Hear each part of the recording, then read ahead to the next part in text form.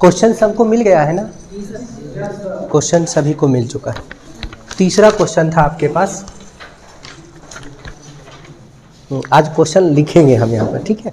अभी हम लोग डिस्कस कर रहे थे दीर्घ उत्तरीय क्वेश्चन में तीसरा क्वेश्चन, और ये दीर्घ उत्तरीय क्वेश्चन में तीसरा क्वेश्चन क्या था? तो भाई तीसरा क्वेश्चन था क्रिस्टलीय दोष किसे कहते हैं, इसे वर्गीकृत करके परिभाषित करें। तो सिंपल सा आपने टर्म देखा पिछले क्लास के अंदर कि क्रिस्टलीय दोष किसे कहते हैं, ये आपने डिफाइन कर लिया। इसको आपने कितने कैटेगरी में बांट दिया? 2 कैटेगरी में बांटा। एक था आपका क्या, बिंदु दोष, और दूसरा क्या था, रेखीय दोष। ये एक मिनट में हम लोग पीछे वाला रिवाइज कर लेते हैं। बिंदु दोष फिर से कितने प्रकार का हो गया था? 2 प्रकार का। एक का नाम क्या था सर? स्टोकियोमेट्रिक दोष, और दूसरा का नाम क्या था? गुड सर, नॉन स्टोकियोमेट्रिक दोष। यही 2 नाम था ना। फिर हम लोग चर्चा कर रहे थे स्टोकियोमेट्रिक दोष कितने प्रकार के होते हैं? 2 प्रकार के। एक का नाम क्या था? शॉर्ट की, और एक का नाम फ्रैंकल। हाँ, फ्रैंकल शॉर्ट की भी लिख सकते हैं, शॉर्ट की फ्रैंकल भी लिख सकते हैं। ये 2 नाम हो गए इसके। तो पिछले क्लास में, पिछले लेक्चर के अंदर क्रिस्टलीय दोष आपने देख लिया, बिंदु दोष आपने देख लिया, स्टोकियोमेट्रिक दोष देख लिया, शॉर्ट की दोष और फ्रैंकल दोष, इसके सारे टाइप्स आप देख चुके हैं। नॉन स्टोकियोमेट्रिक दोष को भी हम डिफाइन कर चुके हैं। अब आज की क्लास में हम आप लोग जो मूल रूप से डिस्कस करेंगे वो इसके 2 टाइप के ऊपर डिस्कस करेंगे। एक का नाम क्या है? धातु अधिकता, धातु अधिकता, और दूसरा का नाम क्या है सर? धातु अल्पता। तो सिंपल सी बात है, धातु कैसा होता है? धनायन होता है, और अधातु कैसा होता है? ऋणायन होता है। जिसमें धनायन वालों की संख्या ऋणायन से अधिक हो उसको हम क्या कहेंगे? धातु अधिकता दोष। और जिसमें ऋणायन वालों की संख्या धनायन से अधिक हो उसको क्या कहेंगे? धातु अल्पता। मतलब जिसमें धातु कम हो, जिसमें धातु क्या हो? कम हो, उसको धातु अल्पता। जिसमें धातु अधिक हो उसको क्या कहेंगे? धातु अधिकता दोष कहेंगे। तो क्या हम नॉन स्टोकियोमेट्रिक में ये लिख चुके थे? नहीं, ये नहीं लिखे थे। तो उसके जस्ट नीचे एरो देकर लिखना स्टार्ट करिए। तो नॉन स्टोकियोमेट्रिक दोष 2 प्रकार का होता है। नॉन स्टोकियोमेट्रिक दोष 2 प्रकार का होता है। इसके ना 2 टाइप है सर। नॉन स्टोकियोमेट्रिक दोष 2 प्रकार का होता है।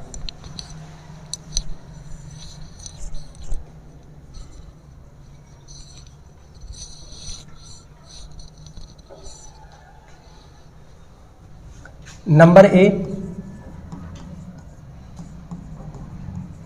धातु अधिकता दोष। धातु अधिकता दोष के 2 सिचुएशंस पॉसिबल हैं, और उन दोनों सिचुएशन को हम आप लोग डिस्कस कर लेते, समझ लेते हैं कि वो 2 सिचुएशन एक्चुअल में कौन कौन है। और बहुत आसान काम है इसे समझना। सबसे पहले इसका हम फिगर ड्रॉ करेंगे।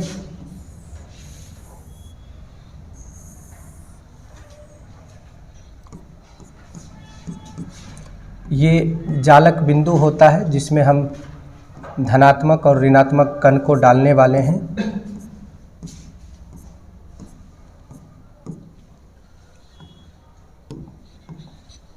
इसके अंदर हम धनात्मक डाल लेते हैं, फिर ऋणात्मक, फिर धनात्मक, फिर ऋणात्मक, धनात्मक, ऋणात्मक।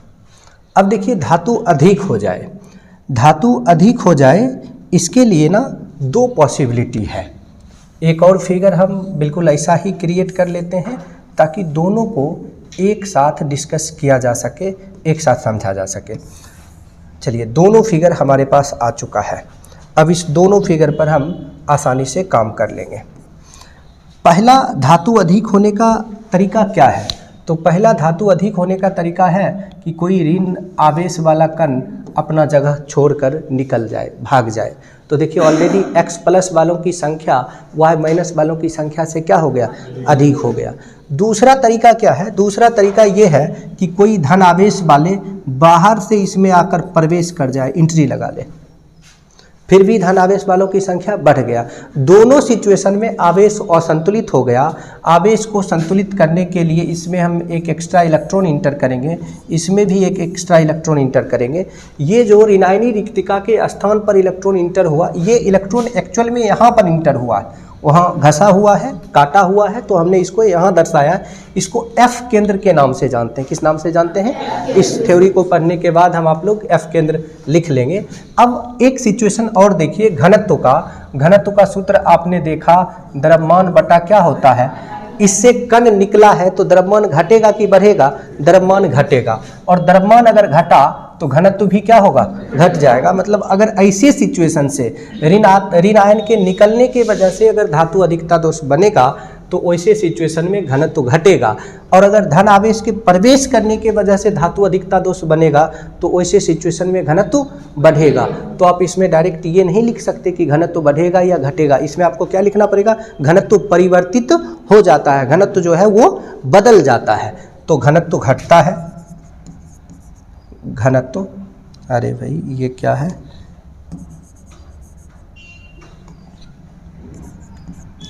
घनत्व घटता है, और ऐसे सिचुएशन में घनत्व बढ़ता है। तो सबसे पहले इसे अब डिफाइन कर लें आप। सो लिखिए, जब किसी क्रिस्टल के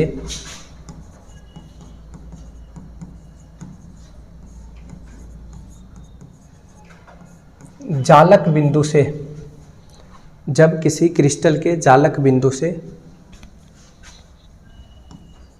ऋणात्मक परमाणु विलुप्त हो जाए या धनात्मक परमाणु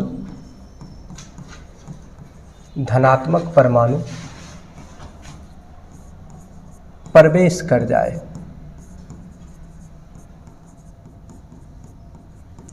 तो इस प्रकार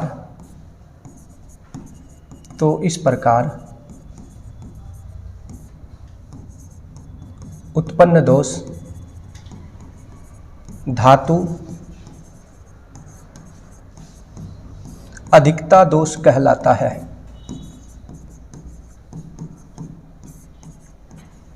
धातु अधिकता दोष कहलाता है।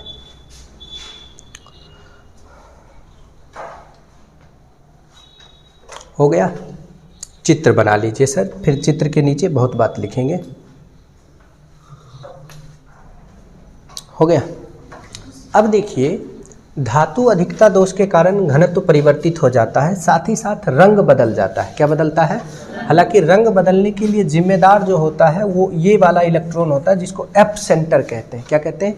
F centre. लेकिन अभी एफ सेंटर को नहीं पढ़ रहे हैं, डायरेक्ट इसको पढ़ रहे हैं, तो इसको हम लोग लिखेंगे, स्टार करके लिखिए। तो धातु अधिकता दोष के कारण, इसके नीचे धातु अधिकता दोष के कारण घनत्व परिवर्तित हो जाता है। घनत्व परिवर्तित हो जाता है। घनत्व परिवर्तित हो जाता है। धातु अधिकता दोष के कारण घनत्व परिवर्तित हो जाता है। डेंसिटी जो है वो बदल जाते हैं। सेकेंड स्टार पॉइंट में लिख दीजिए।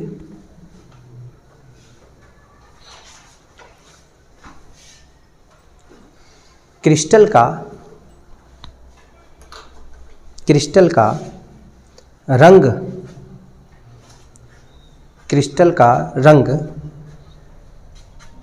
एफ केंद्र के उत्पत्ति के कारण बदल जाता है। क्रिस्टल का रंग एफ केंद्र के उत्पत्ति के कारण बदल जाता है। जैसे देखिए, सोडियम क्लोराइड जो है ये पीला हो जाता है, लिथियम क्लोराइड ये गुलाबी हो जाता है, और पोटासियम क्लोराइड ये बैगनी हो जाता है, ETC। ये सब NCERT एग्जाम्पल है। तो चलिए आपका एक हिस्सा और ख़त्म हो गया, धातु अधिकता भी। अब बारी किसका है, धातु अल्पता का। आगे हम एक थ्योरी करके, छोटा सा थ्योरी करके एफ केंद्र को भी समझ लेंगे कि एफ केंद्र क्या होता है। तो एफ केंद्र यही तो समझ में आ रहा है कि एफ केंद्र क्या है, इलेक्ट्रॉन द्वारा अधिगृहित ऋणायनी रिक्तिका का स्थान है। ये कौन सा रिक्तिका, यहाँ से ऋणायन वाला कण निकला तो इसको ऋणायनी रिक्तिका कहेंगे। इसी ऋणायनी रिक्तिका के स्थान को अगर इलेक्ट्रॉन ग्रहण कर ले, उसके जगह पर इलेक्ट्रॉन चले जाए तो उसी इलेक्ट्रॉन को क्या कहते हैं, एफ केंद्र कहते हैं, एफ सेंटर कहलाता है। अब दूसरा लिखिए नंबर बी, धातु अल्पता दोष। नंबर बी, धातु अल्पता दोष।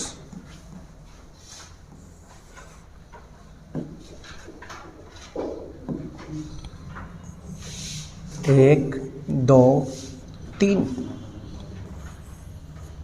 धातु अल्पता भी बिल्कुल धातु अधिकता के जैसा होगा, बस इसमें कंडीशंस क्या है सर, इसमें जो कंडीशन है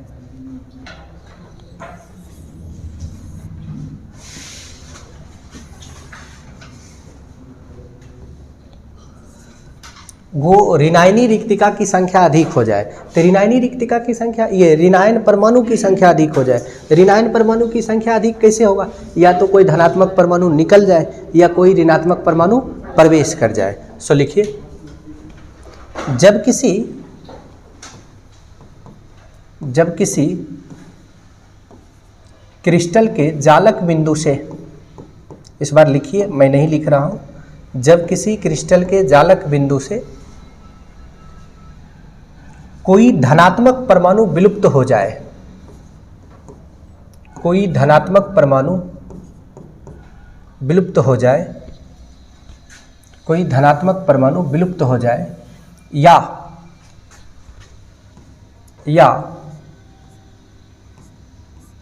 अतिरिक्त ऋणात्मक परमाणु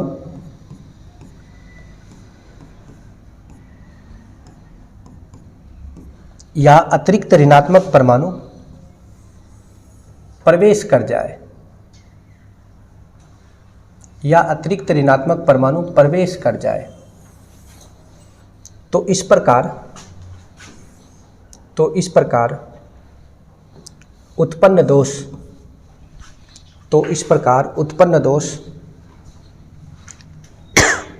धातु अल्पता दोष कहलाता है। तो इस प्रकार उत्पन्न दोष धातु अल्पता दोष कहलाता है।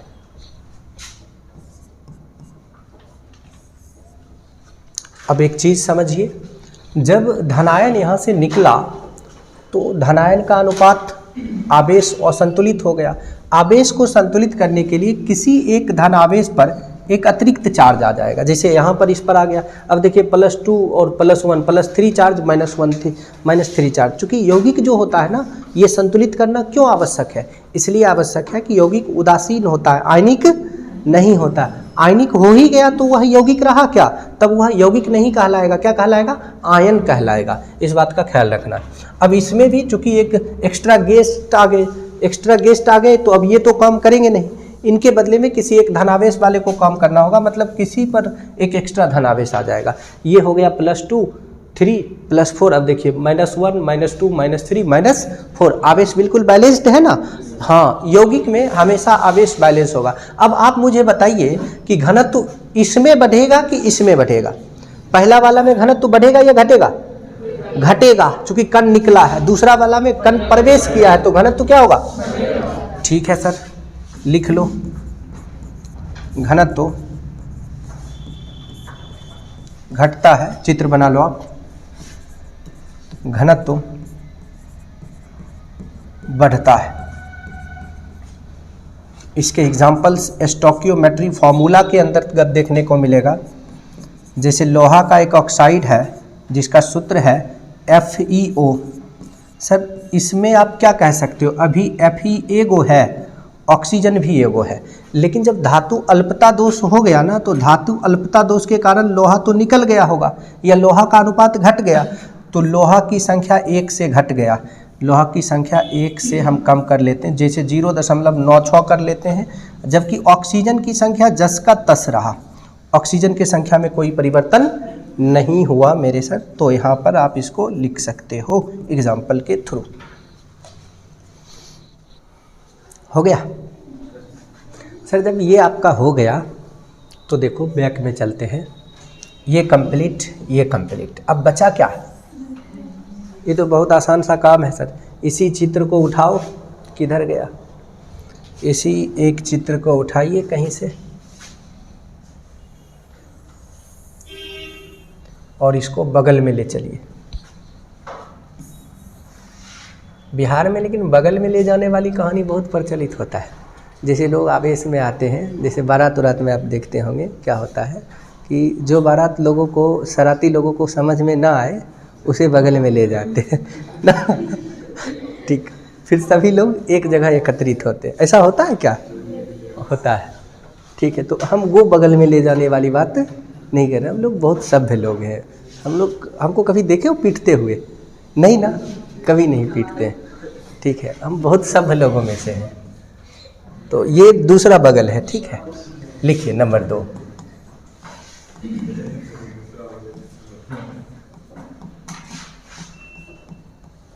रेखीय दोष।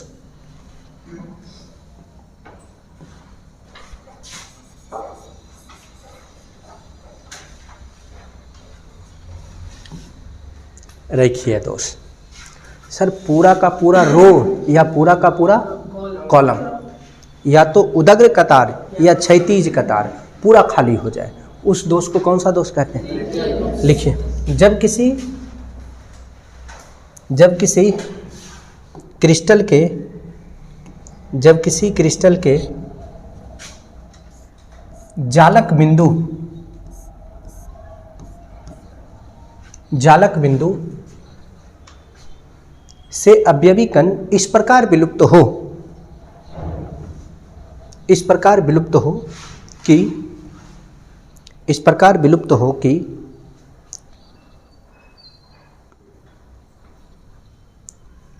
उदग्र कतार या क्षैतिज कतार, उदग्र कतार या क्षैतिज कतार पूर्णतः रिक्त हो जाए, उसे रेखीय दोष कहते हैं। उदग्र कतार या क्षैतिज कतार पूर्णतः रिक्त हो जाए, पूर्णतः रिक्त मतलब क्या? खाली हो जाए, उसे रेखीय दोष कहते हैं। अब बताइए, चूंकि इसमें खुब्भे कण गया है, तो कणों की संख्या जब बहुत ज़्यादा गया है तब घनत्व खूब घटेगा कि तनी मनी घटेगा? मतलब रेखीय दोष के कारण घनत्व में बहुत अधिक कमी होती है। लिख दीजिए, रेखीय दोष के कारण क्रिस्टल का घनत्व, रेखीय दोष के कारण क्रिस्टल का घनत्व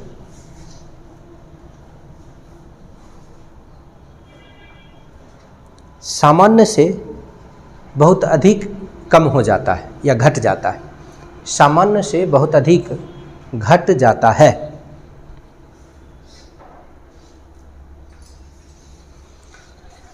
चित्र बना लीजिए सर।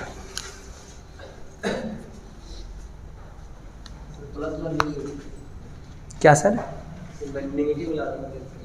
नहीं, दोनों जाएगा। अब उस कॉलम में या उस रो में जो रहेगा सब जाएगा। ठीक है, एक कतार लाइन लगा हुआ है, समझे? जैसे एगो लाइन हमर वाला लाइन हुआ, एगो लाइन ई हुआ, एगो लाइन हुआ, एगो लाइन उसके बगल वाला, ई लाइन वाला सब एक सब बैठ गया, बाकी सब खड़े ना। देखियो रोबोट, हाँ, उसमें कहता है मूव। अब भाई सब मूव करता है, रोबोट सब मूव करता है, और उसमें जो एक्टर होते हैं उनको पता नहीं होता ये बात, तो वो मूव नहीं करते, पकड़े जाते। ठीक है, तो पूरा का पूरा रो या पूरा का पूरा कॉलम खाली?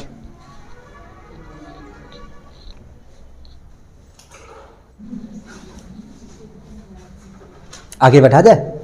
हो गया सर। लॉन्ग आंसर टाइप के सारे क्वेश्चन समाप्त होते हैं।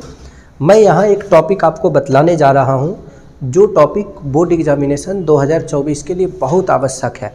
भले क्वेश्चन आपके सेट में हमने नहीं लिखा है, लेकिन ये क्वेश्चन आवश्यक है, एक आध बार पूछा भी गया है। एफ केंद्र किसे कहते हैं? एफ केंद्र। तो टॉपिक क्या है? एफ केंद्र। हेडिंग लीजिए, एफ केंद्र। ये अलग से टॉपिक है आपका, ये उस क्वेश्चन का आंसर का हिस्सा नहीं है।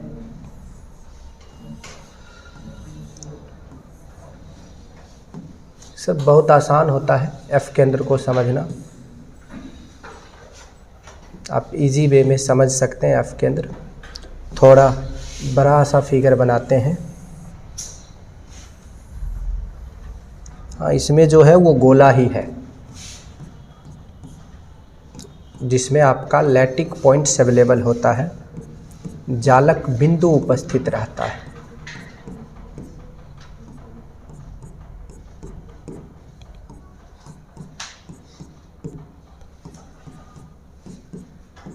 देखिए, इसके अंदर ये x प्लस है, y माइनस है, x प्लस है, y माइनस है, y माइनस है, x प्लस है, y माइनस है, x प्लस है। चार्ज का जो प्रॉपर सिद्धांत है ना, प्लस माइनस, वो फॉलो होना चाहिए, उसके अनुसार आप इसको फुलफिल कर दीजिए। कर दिया। अब किसी कारणवश कोई ऐसा फैक्टर रहा होगा जिसके वजह से कोई एक ऋणायनी रिक्तिका या ऋणायनी कण अपने जगह से विलुप्त हो गया। जैसे यहाँ पर ये ऋणायनी परमाणु विलुप्त हो गया, और इस ऋणायनी परमाणु के जगह, चूँकि आवेश असंतुलित हो चुका है, आवेश संतुलन के लिए इसमें कौन प्रवेश कर गया? इलेक्ट्रॉन प्रवेश कर गया। तो यही अब क्या कहलाएगा? एफ केंद्र कहलाएगा। और जानते हैं ये केंद्र के वजह से क्रिस्टल का रंग बदल जाता है, कलर जो है वो चेंज हो जाता है। तो एफ केंद्र है क्या? एफ केंद्र है इलेक्ट्रॉन द्वारा अधिगृहित, किसके द्वारा? इलेक्ट्रॉन द्वारा अधिगृहित ऋणायनी रिक्तिका के स्थान को, किस रिक्तिका के स्थान को? उसको हम क्या कहेंगे? एफ केंद्र। तो बताइए एफ केंद्र किस में बनेगा? धातु अधिकता में बनेगा कि धातु अल्पता में बनेगा? ना ना भाई, आप अभी तुरंत कैसे इतना बड़ा अन्याय कर सकते हो? एफ केंद्र धातु अल्पता में थोड़ी बना है। एफ केंद्र किस में बना है? एफ केंद्र धातु अधिकता में बनता है, धातु अल्पता में नहीं बनता है। इस बात का ख्याल रखना, ये एक अच्छा ऑब्जेक्टिव पॉइंट हो जाएगा। ठीक है, सो लिखिए, सो डेफिनीशन लिखिए। मैं भी लिख रहा हूँ, छोटा सा डेफिनीशन है इसलिए मैं लिख रहा हूँ। लिख लो सर, लिख लो, लिख लो और लिख लो। इलेक्ट्रॉन द्वारा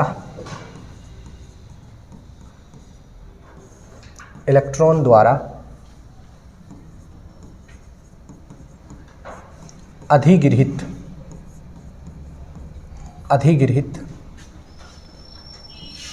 ऋणायनी रिक्तिका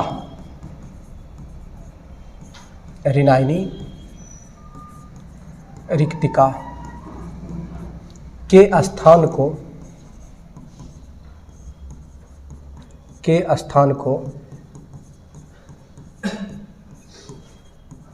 एफ केंद्र कहते हैं, के स्थान को एफ केंद्र कहते हैं। उसी में लिखिए, एफ केंद्र के कारण क्रिस्टल का रंग बदल जाता है। एफ केंद्र के कारण क्रिस्टल का रंग बदल जाता है। अब उसके जस्ट नीचे एग्जाम्पल मैंने जैसे आपको लिखने के लिए बताया वैसे लिखो एग्जाम्पल, बिल्कुल सेंटर में। ठीक है, बीचों बीच। अभी जस्ट आपने देखा NaCl एफ केंद्र के कारण कैसा हो जाता है? हाँ, नमक को जब आप गर्म करिएगा तो पीला हो जाएगा। क्यों? क्योंकि इससे इलेक्ट्रॉन निकल के मूव हो जाता है। जिंक ऑक्साइड को गर्म करने पर जिंक ऑक्साइड पीला हो जाता है। क्यों? क्योंकि जिंक के बाह्यतम कक्षा में उपस्थित इलेक्ट्रॉन मुक्त हो जाता है। ठीक है, क्वेश्चन आएगा जिंक ऑक्साइड को गर्म करने पर पीला हो जाता है, क्यों? तो आप क्या लिखिएगा? जिंक ऑक्साइड को गर्म करने पर जिंक का इलेक्ट्रॉन मुक्त होकर एफ केंद्र का निर्माण करता है। किसका निर्माण करता है? फलस्वरूप यह कैसा हो जाता है? पीला हो जाता है। जैसे लिथियम क्लोराइड, ये कैसा हो रहा था? गुलाबी हो जाता है, कलर गुलाबी है। ठीक है, KCl ये कैसा होता है?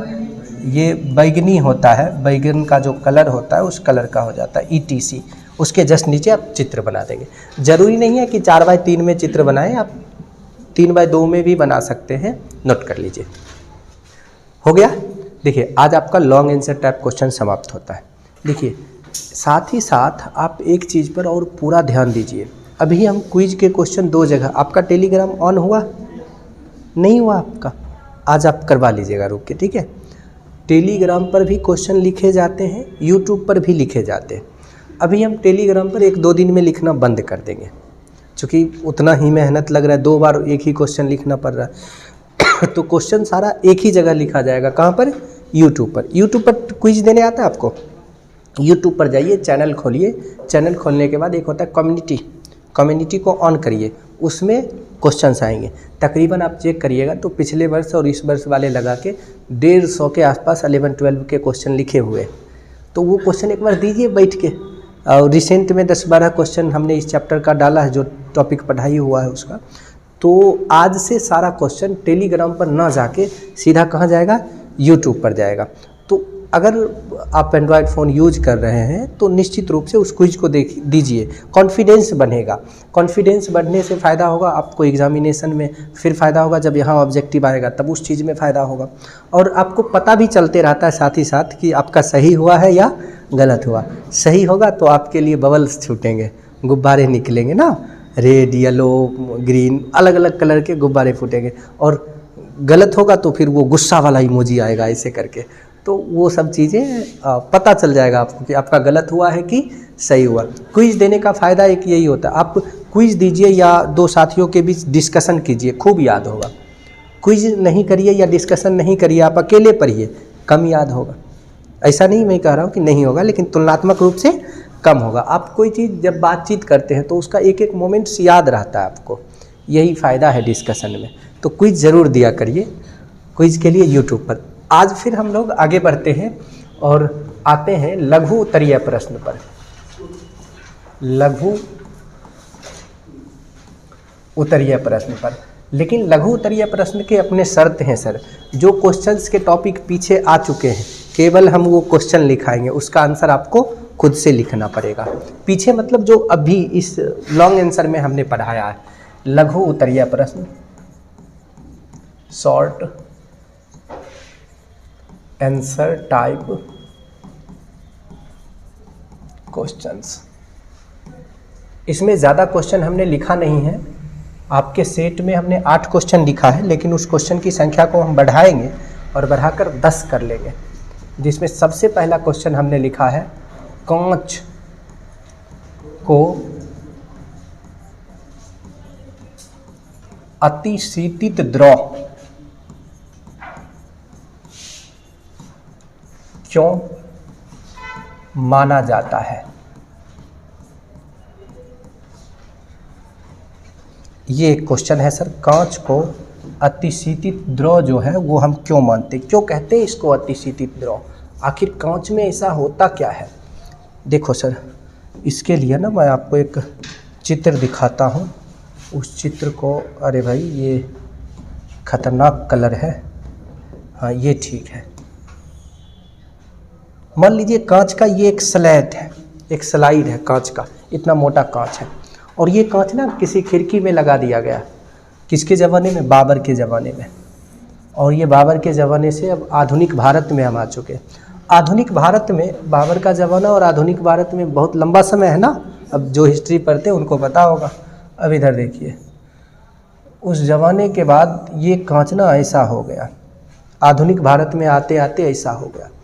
तो फिर इस पर अध्ययन किया गया कि आधुनिक भारत में आते आते मतलब एक लंबा समय के बाद ये कांच इस कैटेगरी से उस कैटेगरी में, इस शेप को छोड़कर इस शेप में कैसे आ गया।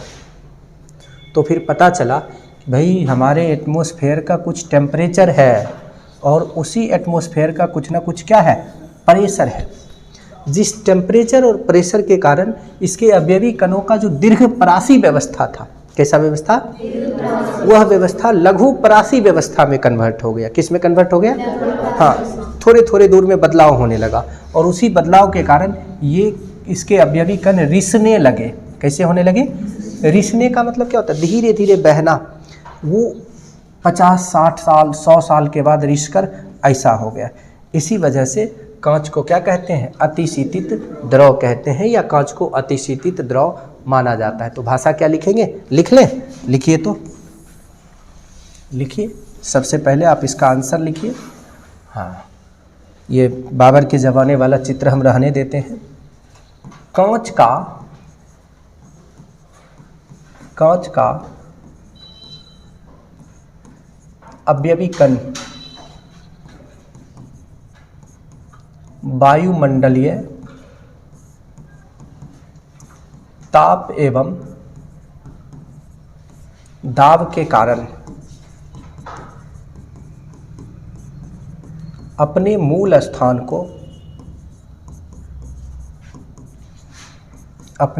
स्थान को छोड़कर रिसने लगता है।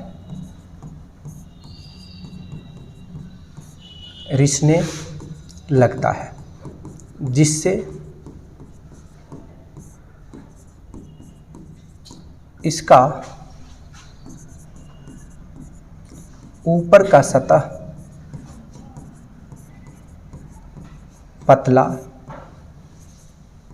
एवं निचला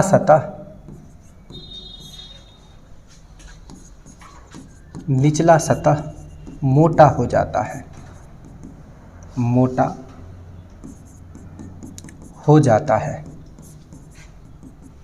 इसी कारण से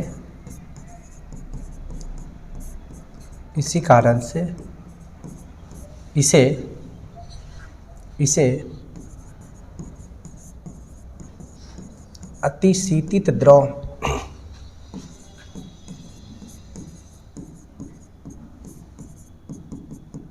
कहते हैं।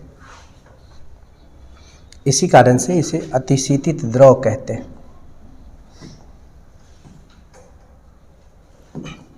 आप इसमें एक चीज़ और शामिल कर दें तो आपका आंसर जबरदस्त हो जाएगा। वो क्या? अतिशीतन के कारण कांच का दीर्घप्रासी व्यवस्था कैसा हो जाएगा?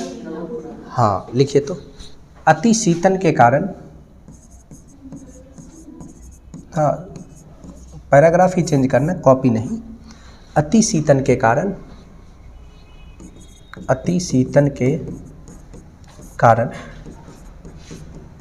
कांच के अवयवी कणों का व्यवस्था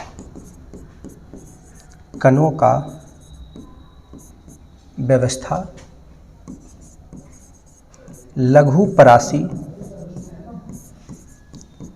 परासी हो जाता है। अतिशीतन के कारण कांच के अवयवी कणों का व्यवस्था कैसा हो जाता है? लघु परासी हो जाता है। ठीक है, हो गया। एक क्वेश्चन शॉर्ट आंसर टाइप में कंप्लीट। अब दूसरा क्वेश्चन देख लें जरा। ठीक है, दूसरा क्वेश्चन व्यवस्था ऐसा हो जाता है। वो चित्र तो आपको दिखाया गया इसी टाइम में, तो चलेगा। एक क्वेश्चन तो चलेगा। ठीक है, एक क्वेश्चन तो चलेगा ना। उधर ओ अभी बहुत समय है। क्या है तो ऋषि सच में पुराने जमाने वाला है। दूसरा क्वेश्चन ले लो सर। दूसरा क्वेश्चन है आपके पास, नेटवर्क ठोस किसे कहते हैं? एक उदाहरण दें। नेटवर्क ठोस किसे कहते हैं? एक उदाहरण दें। अरे भाई एक ही उदाहरण क्यों देंगे? 3-4-5 को दे लेंगे, कोई ना कोई एगो याद रहेगा। ये क्वेश्चन ना पूछा गया था 2022 के एनुअल एग्जाम में। ठीक है, यानी पिछले 1 साल बैक में। नेटवर्क, अच्छा नेटवर्क ठोस का और क्या क्या नाम हो सकता है? हाँ, इसका एक नाम जालक हो सकता है और एक नाम क्या हो सकता है? सहसंयोजी हो सकता है। ठीक है, तो ये तो आपने पढ़ रखा है, लिख डालोगे? पढ़े हो आप? हाँ, क्या लिखिएगा? इसका आंसर आपको खुद से करना है। इसका आंसर क्या करिएगा? वैसा ठोस जिसके अवयवी कणों, ना ऐसे थोड़ी लिखना है। वैसा क्रिस्टलीय ठोस। कैसा? वैसा क्रिस्टलीय ठोस जिसका अपव्ययी कण परस्पर किस बंधन द्वारा? सहसंयोजी बंधन द्वारा किस रूप से? दिशात्मक रूप से जुड़ा हो, उसे क्या कहते हैं? नेटवर्क ठोस या जालक ठोस या सहसंयोजी ठोस कहते हैं। एग्जाम्पल इसके जबरदस्त है। जैसे एक एग्जाम्पल क्या है? हीरा। हीरा का सूत्र क्या होता है? Cn। अच्छा, संरचना कैसा होता है? चतुष्फलकीय होता है। भाई चतुष्फलकीय तो होता है, और साथ ही साथ इसमें जो कार्बन होते हैं वो कैसे होते हैं? sp3 हाइब्रिड होता है। अब दूसरा आ जाइए ग्रेफाइट के ऊपर। किसके ऊपर आ जाइए सर? ग्रेफाइट। ग्रेफाइट क्या? Cn। इसका संरचना कैसा होता है? षष्ठकोणीय। इसमें कार्बन का प्रसंकरण क्या होता है? sp2 होता है। ये सब इसके रीजन्स है, ये फैक्ट्स हैं, ये सब ध्यान में रखना है। इसके बाद आइए क्वार्टर्ज, सिलिकॉन ऑक्साइड इसी को कहते हैं ना, ठीक है। ये इसका, ये सारे के सारे एग्जाम्पल। अच्छा, केवल पूछ लेगा सिलिकॉन। एक देखो, एक एग्जाम्पल, ये कॉमन एग्जाम्पल है, शानदार सा एग्जाम्पल है। केवल अगर सिलिकॉन पूछेगा कि सिलिकॉन कौन सा क्रिस्टलीय ठोस है, तो सिलिकॉन को सहसंयोजी में रखना है। किस में रखना है? आप अर्धचालक में देखते होंगे, इस सिलिकॉन ना एक दूसरे से लिंक होकर चेन बना लेता है, ऐसा वाला कैप्टेन बहुत सारा चेन बनाते रहेगा ऐसे करके, ऊपर नीचे आगे पीछे, तो ये लिंक हो गया ना, दिशात्मक रूप से अटैच हो गया।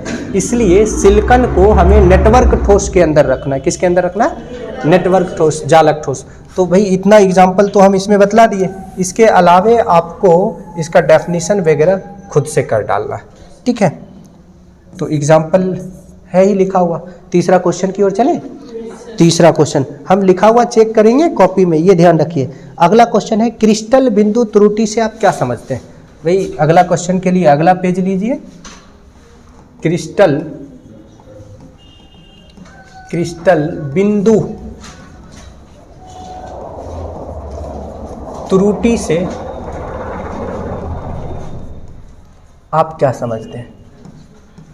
अच्छा, आपके पास तो इतने क्वेश्चन हैं, आप तो लिख भी सकते हो कि हम कुछ नहीं समझते, इसके बदला में दूसरा क्वेश्चन बना लेंगे, तीसरा क्वेश्चन बना लेंगे।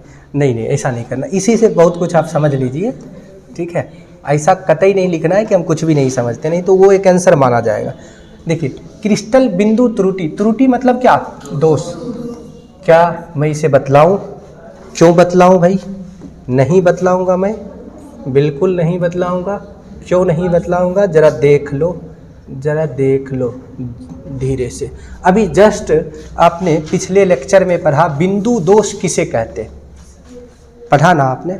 तो बिंदु दोष के जगह बिंदु त्रुटि लिखा हुआ है, तो आप बिंदु त्रुटि का वही डेफिनेशन लिखेंगे जो बिंदु दोष का लिखेंगे। लेकिन आप सोच के देखिए, ये क्वेश्चन 2 नंबर में लिखा हुआ है, और 2 नंबर में बोर्ड ने इस क्वेश्चन को 2019 के एनुअल एग्जामिनेशन में पूछा भी है। क्या केवल कोई डेफिनेशन लिख के आ जाए तो उसे 2 नंबर मिलने वाले थे? नहीं मिलने वाले थे सर। उसके साथ क्या लिखेगा जो 2 नंबर आ जाए? तो उसके साथ लिख दीजिएगा कि भाई जब किसी क्रिस्टल के जालक बिंदु में अनियमितता के कारण दोष उत्पन्न होता है तो उसे बिंदु दोष कहते हैं। बिंदु दोष मुख्यतः 2 प्रकार के होते हैं। अब मुख्यतः 2 प्रकार से होते हैं, वहाँ से लिखने के बाद यहाँ से इस फिगर को बनाइए, मतलब क्लासिफिकेशन दिखा दीजिए। क्या दिखा देना है? क्या दिखा सकते हैं ना? अगर आप क्लासिफिकेशन दिखा देते हैं तो सबको पता चल जाएगा बिंदु दोष के इतने प्रकार हैं, तो आपको फुल बट्टा फुल मार्क्स फिर मिलने वाले हैं। समझ में आ गई बातें? अगला क्वेश्चन की ओर चलें। तो चलो ठीक है, 3 क्वेश्चन तो कंप्लीट हो गए सर।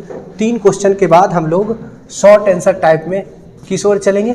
देखो, हमने आपको पहले ही कहा था कि अगर आप लॉन्ग आंसर टाइप क्वेश्चन बना लोगे ना, तो शॉर्ट आंसर टाइप क्वेश्चन जो बोर्ड पूछ रखे हैं वह स्वतः आपसे बनने वाले हैं। चौथा क्वेश्चन है शॉर्ट की त्रुटि, लिखिए। चौथा क्वेश्चन क्या है? शॉर्ट की त्रुटि। लगता है इसको भी हमें बताना नहीं पड़ेगा। और फ्रैंकल त्रुटि में क्या अंतर है? अंतर है तो है, आपको क्या लेना देना? आपको नंबर लेना देना है ना, इसलिए आपको देखना पड़ेगा कि क्या क्या अंतर है। तो पहले आप लिख लोगे शॉर्ट की और फ्रैंकल त्रुटि में महत्वपूर्ण अंतर निम्नलिखित है। अभी जस्ट आपने पढ़ा शॉर्ट की त्रुटि और फ्रैंकल त्रुटि, जस्ट नहीं, पिछले क्लास में, पिछले लेक्चर में आपने पढ़ा। तो वहाँ से शॉर्ट की त्रुटि और फ्रैंकल त्रुटि, कल शायद ये क्वेश्चन भी लिखाए थे ना, हाँ, तो वो वहाँ से रिपीट कर देना। तो आज के क्लास में शॉर्ट आंसर टाइप के भी कितने क्वेश्चन हो गए? 4 क्वेश्चन। यानी कल जो होगा इस चैप्टर का अंतिम लेक्चर होगा, उस अंतिम लेक्चर में हम शॉर्ट आंसर टाइप और 30-35 जो ऑब्जेक्टिव है उसको सारे ऑब्जेक्टिव को यहाँ आएगा और आप बोलिएगा, हम धाई टिक कर देंगे धड़ाम धड़ाम से। हो गया, आज का क्लास यहीं ख़त्म होता है।